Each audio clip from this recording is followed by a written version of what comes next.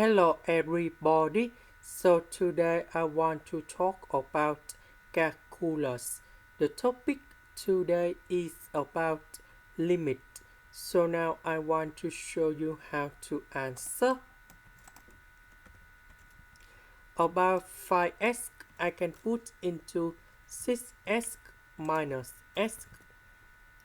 About x I can put into 6x minus 5x. Now we can do about factorization by x.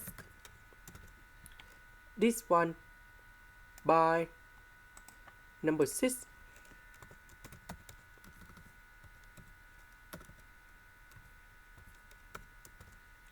This one by s. This one by number 6. Next, we can do about factorization by s minus number 5.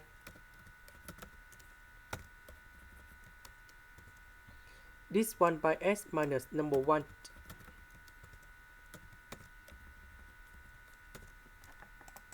Now, we can simplify this one on numerator and denominator.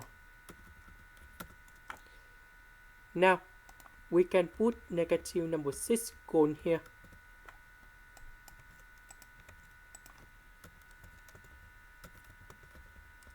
So we have the final answer. That is 11/7. This is the end. Thank you for watching.